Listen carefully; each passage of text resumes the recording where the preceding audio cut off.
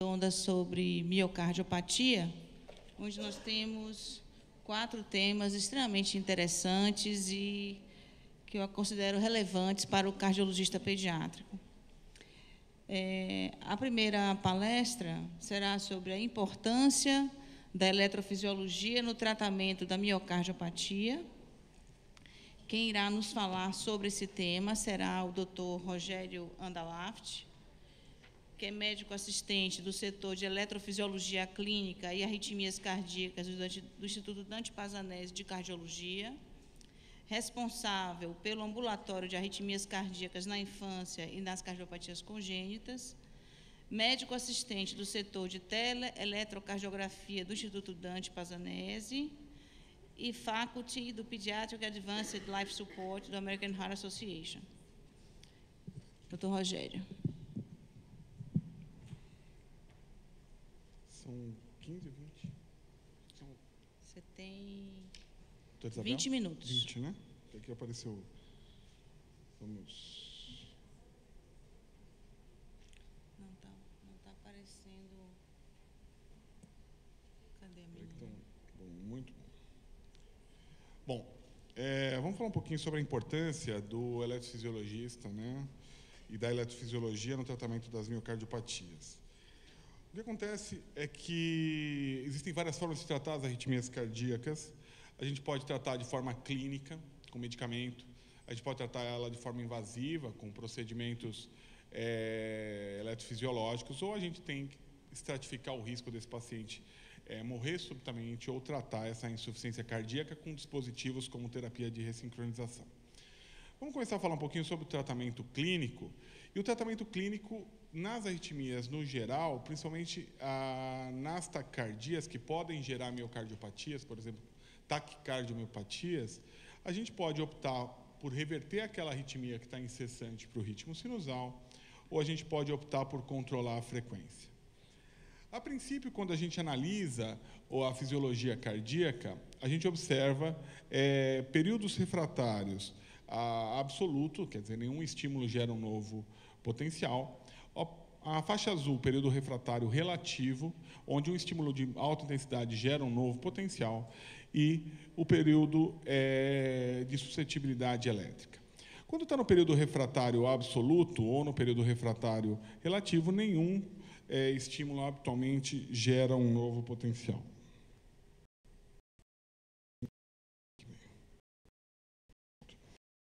A gente está falando, o que pode ser é justamente esse potencial de ação que, quando a arritmia se mantém por muito tempo, ela remodelar. A gente passa a ter agora a perda dos períodos refratários e uma arritmia gerando novas arritmias.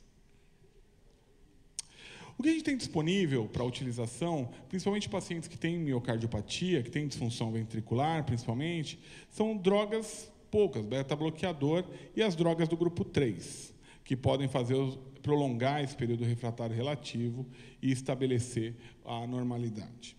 Bom, os casos de taquicardiomiopatia, eles estão relacionados principalmente à disfunção ventricular, quando a taquicardia é mantida.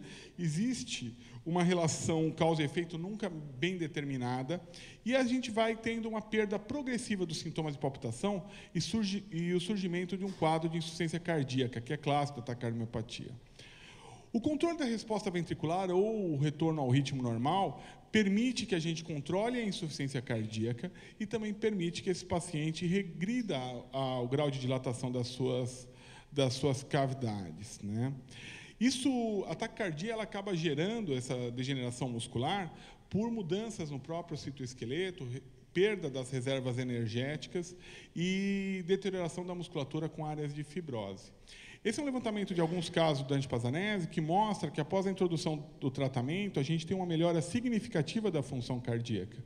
E as arritmias que mais levam a essa disfunção ventricular, essas taquicardiomopatias, principalmente são arritmias supraventriculares, flutter, fibrilação atrial ou taquicardia atrial, mas também algumas arritmias ventriculares levam a isso. O que acontece é que a gente pode encontrar um aumento, uma grande dilatação das câmaras ventriculares, associadas a frequências cardíacas não muito rápidas, que não são suficientes para causar repercussão hemodinâmica, entretanto, vão esgotando as reservas energéticas do coração. Essas arritmias podem ser de origem supraventricular, pode ser de origem ventricular, ou algumas arritmias são muito bem toleradas, como essa, que é uma arritmia que a gente chama fascicular. Ela nasce bem no sistema de condução e ela acaba gerando uma disfunção ventricular. E, às vezes, o paciente só tem sintoma no momento que ele sai da arritmia, ele refere que tem palpitação. Aí, quando ele entra na arritmia, ele fala assim, agora eu estou sentindo bem, porque justamente ele passa a sentir a bradicardia com uma sensação do diferente, porque ele está a maior parte do tempo em taquiarritmia. Aqui o traçado de Holter desse mesmo paciente, e olha aqui no traçado comprimido, quantas taquicardias ele tem, uma atrás da outra. E isso gera disfunção ventricular, isso só vai melhorar a hora que a gente conseguir controlar esse evento arrítmico. O estudo eletrofisiológico e a ablação servem para identificar um mecanismo, no caso aqui, uma alteração bem no sistema de risco, bem no ventrículo direito e próximo ao sistema de risco, que dificulta um pouco a ablação, mas o tratamento com ablação, o tratamento agressivo com reversão elétrica em alguns casos, ou mesmo ablação, é extremamente importante. A gente sempre trata os pacientes com beta-bloqueador, IECA, espironolactona, drogas do grupo 3, por conta da disfunção ventricular, e a gente sabe que os pacientes melhoram a ICC a partir do momento que a gente consegue controlar esse foco arrítmico. Aqui um outro quadro de uma arritmia fascicular, de caráter incessante, a gente vê praticamente o tempo inteiro esse paciente com essa arritmia, 86% do tempo em arritmia, e aí, depois que a gente trata, desaparecem esses focos, sobram algumas extrasístoles ventriculares e um controle importante da arritmia, só com o uso, por exemplo, de carvedilol, por exemplo, e amiodarona. O arsenal é muito pequeno ainda. Existem uma série de drogas agora que estão sendo propostas, e eu queria destacar uma em especial, que é a ivabradina, que a gente está utilizando para as taquicardias sinusais inapropriadas, e a vernacalana, que deve ser a próxima droga utilizada para arritmias supraventriculares. Ainda vai demorar um pouquinho para chegar para a criança, mas vai ser bem possível que são bloqueadores multicanais. O tratamento invasivo, ele está relacionado a algumas coisas, principalmente quando a gente tem pacientes que têm refratariedade ao tratamento clínico, que levaram a taquicardia a ser refratária por algum motivo, e aí a gente tem desenvolvimento de disfunção ventricular ou agravamento de uma disfunção ventricular pré-existente. A gente sabe que determinadas cardiopatias congênitas, por exemplo, estão relacionadas a determinadas situações, e também as próprias arritmias degeneram a musculatura e elas acometem mais pacientes que têm, por exemplo, miocardiopatia dilatada, ou miocardiopatia hipertrófica. E eu vou mostrar alguns exemplos onde a ablação pode ser feita, por exemplo, numa via acessória. Então, a ablação de uma via acessória, por exemplo. Aqui um foco atrial despolarizando, eu posso apoiar o meu catéter em cima do foco e aí depois realizar a ablação desse foco. Às vezes eu não tenho uma taquicardia atrial, eu tenho um flutter atrial, e o estudo eletrofisiológico permite que eu possa identificar o tipo de circuito, ver a estrutura que está sendo circundada, determinar o sentido da despolarização e ainda desenhar uma linha de bloqueio para que interrompa a arritmia. Esse foco de arritmia, por exemplo, num flutter atrial, pode ser tratado facilmente com alto índice de sucesso quando eu desenho uma linha de bloqueio no istmo cavo tricuspídeo e, às vezes, eu resolvo esse quadro de taquicardiopatia. O mesmo vai acontecer naqueles pacientes que têm uma miocardiopatia dilatada, com dilatação importante dos átrios. Às vezes eu posso até, isoladamente, tentar fazer procedimentos de ablação, por exemplo, de isolamento de veias pulmonares ou queimar o substrato, apesar que a resposta a esses pacientes é extremamente ruim. Esse é um procedimento muito bom para pacientes com coração estruturalmente normal e raramente, quase nunca feito na infância. Na infância se torna tão mais difícil, porque as cardiopatias congênitas que evoluem com disfunção ventricular, por exemplo, quadros de miocardiopatia dilatada associado a quadros de cardiopatia congênita, dificultam muito. Olha só, aqui a gente tem um paciente que, por algum motivo, recebeu um marca-passo, é um pós-operatório de Senning, e a dificuldade, a gente precisou de eco transesofágico, entrar com catéter com uma bainha para poder passar por dentro do túnel e mapear para fazer a ablação da junção atroventricular, porque era um flutter intratável. Pacientes muito pequenos, aqui é um caso de um acesso por via transhepática, a gente acessou por via transhepática esse paciente, introduziu o nosso catéter de ablação quadripolar com uma bainha para poder fazer uma curva mais acentuada e acessar essa via acessória lateral, porque ele tinha uma disfunção ventricular secundária taquicardiopatia. E aí a gente consegue controlar esse paciente, mapear o local, né, do batimento e, eventualmente, realizar a ablação. Mas o grande interesse da eletrofisiologia hoje está na aplicação dos dispositivos, a terapia de ressincronização e o CDI. Então, eu tenho a estimulação normal, mas eu posso colocar um segundo eletrodo e fazer uma ressincronização átrio biventricular. Isso vai melhorar não só a minha classe funcional, provocar remodelamento reverso e prolongar a vida, ao passo que o CDI somente vai prolongar a vida. Quem suporta? Quais são os estudos que em adultos suportam o uso do ressincronizador? São 2 estudos principais, o Companion e o CARE-HF. No Companion, a gente teve uma dificuldade de diferenciar os efeitos benéficos da terapia de ressincronização da terapia com desfibrilador. No entanto, o CARE-HF mostrou que a terapia de ressincronização melhora o prognóstico desses pacientes com bloqueio de ramo e disfunção ventricular. Muito comum nas miocardiopatias dilatadas e também muito comum, por exemplo, nos miocárdios não compactados. A diferença do marca-passo é que você tem um fio que fica localizado numa veia lateral, como eu vou demonstrar na frente. Então, a indicação classe 1 para terapia de ressincronização seria a fração de ejeção abaixo de 35, classe funcional 3 ou 4, terapia farmacológica otimizada com beta-bloqueador, IECA, espironolactona, e QRS acima de 150 pela diretriz brasileira, ou entre 120 e 150, desde que o eco demonstre a presença de desincronismo. A indicação 2A é a mesma da indicação 1, só que em pacientes que estão em fibrilação atrial e não é possível tratar. Ou aqueles que vão precisar de marca-passo, e eu sei que o marca-passo vai piorar a minha disfunção ventricular.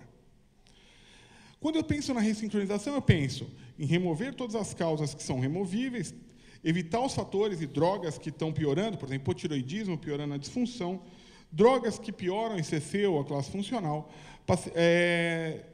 Se o paciente segue as orientações, se ele está com tratamento otimizado e se eu já tive tempo de reavaliar. Os pacientes que menos respondem são os pacientes com bloqueio de ramo direito. Aí a gente já tem um primeiro problema dentro da cardiologia pediátrica. Lembrando que é importante que o paciente tenha melhora, ele tem que ser um respondedor, e aí ele tem que melhorar a classe funcional, melhorar a fração de ejeção. Agora, o respondedor é aquele que não tem uma área de musculatura perdida muito grande, é aquele que tem reserva contrátil, que pode ser até testada com a infusão de dobutamina e o ecocardiograma. Lembrando que os pacientes que respondem são aqueles que têm terapia otimizada. E aí a terapia de ressincronização ela não trata a ICC, ela trata a sincronia que leva a ICC. E esse septo balançando, é ele que é o objetivo do tratamento. E quando a gente ressincroniza, ele diminui o tamanho da cavidade ventricular, ele melhora do ponto de vista clínico, ele melhora a fração de ejeção. E o que a gente faz é posicionar um eletrodo no ventrículo, quando ele é passado por vinda cavitária, um segundo eletrodo penetra por dentro do seio coronariano, ele está colocando o guia, né, e aí posicionando o eletrodo no seio coronariano, e um terceiro eletrodo é colocado no átrio, para que você possa ter o sincronismo átrio biventricular. E isso permite que eu tenha o coração ressincronizado sem esse movimento de chacoalhar do septo. Em cardiologia pediátrica, a gente tem um problema que muitas vezes tem bloqueio de ramo direito, as técnicas são difíceis e poucos estudos, mas os pacientes que têm cardiopatia congênita diminuem a largura do QRS e melhoram a fração de ejeção, assim como os pacientes que têm miocardiopatia dilatada, acontece o mesmo. E quem se beneficia são os que têm as piores frações de ejeção. Os estudos são pequenos, os estudos avaliam principalmente miocardiopatia dilatada e os pacientes com cardiopatia congênita tipo ventrículo único. A via de implantar é outra, e o momento certo de implantar, muitos implantam durante o procedimento cirúrgico ou quando existe indicação de uma terapia tipo desfibrilador. Mas a gente sabe que ele melhora a fração de ejeção e diminui o volume ventricular quando bem indicado, e é uma forma importante de tratamento. E outra forma de tratamento é o desfibrilador, e a gente vem ganhando cada vez mais indicação de desfibrilador por conta de pipocar um monte de estudo na literatura. Os desfibriladores vêm melhorando de tamanho, diminuindo de tamanho, o que está possibilitando o uso na população pediátrica. E a gente vai tratando pacientes com disfunção ventricular que têm alto risco de mortalidade súbita. E hoje, o principal estratificador de risco é a fração de ejeção. O estudo eletrofisiológico ajuda, mas quem determina se o paciente vai morrer ou não é a fração de ejeção. O estudo eletrofisiológico, ele, quando 4 é feito... minutos, viu, Rogério? Acabando já. Esses pacientes, quando é feito o estudo, justamente aqui a gente tem as cardiopatias congênitas, são feitas menos, mas a gente tem muita miocardiopatia dilatada. A miocardiopatia hipertrófica é uma outra indicação.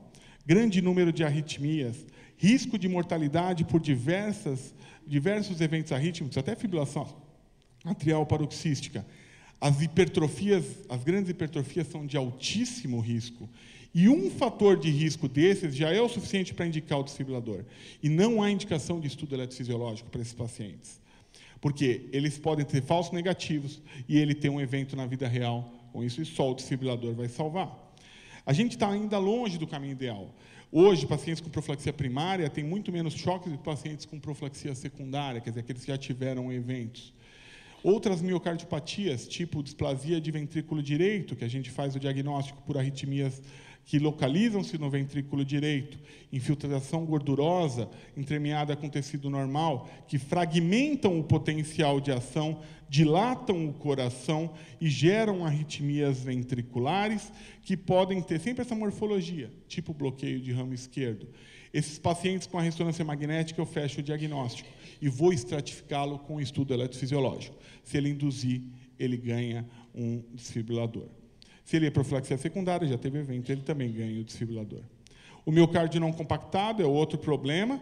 Lembra que a compactação ocorre da base para o septo e eles morrem por insuficiência cardíaca, morte súbita, ou tem eventos de síncope precedendo a morte.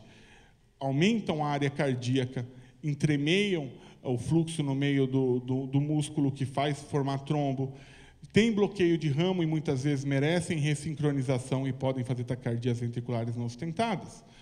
Outro problema, coronariopatia. A gente na mesa lá discutiu uma coronariopatia, né? Aqui, olha só, uma corrente de lesão subepicárdica na parede anterior extensa, o que fez um aneurisma e acabou sendo indicado o desfibrilador para o estudo, e ele teve uma fibrilação ventricular, e se ele não tivesse com esse desfibrilador, ele teria morrido. E ele recebeu 2 terapias, aqui de 14 joules. Hoje, a gente indica por miocardiopatia dilatada, coração estruturalmente normal e tetralogia de Fallot, indica muita terapia de...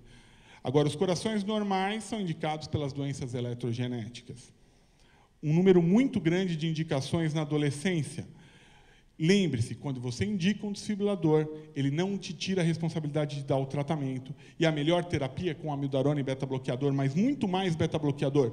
Nunca façam opção por amiodarona em detrimento do beta-bloqueador se o paciente tem disfunção ventricular. Todos os estudos mostram que as doenças congênitas e as miocardiopatias são os principais fatores, mas a gente também está longe, apesar de indicar hoje mais profilaxia primária, a gente ainda tem maior número de terapias na profilaxia secundária, o que mostra que a gente não está estratificando do jeito que deveria estratificar.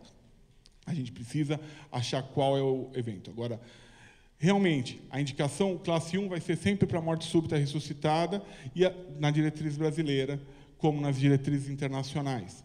E a indicação outra vai ser para pacientes que têm um quadro de síncope recorrente, com indução no estudo eletrofisiológico, ou mesmo pacientes que têm doença cardíaca congênita e síncope de origem inexplicada, apesar de toda a investigação. Muito obrigado.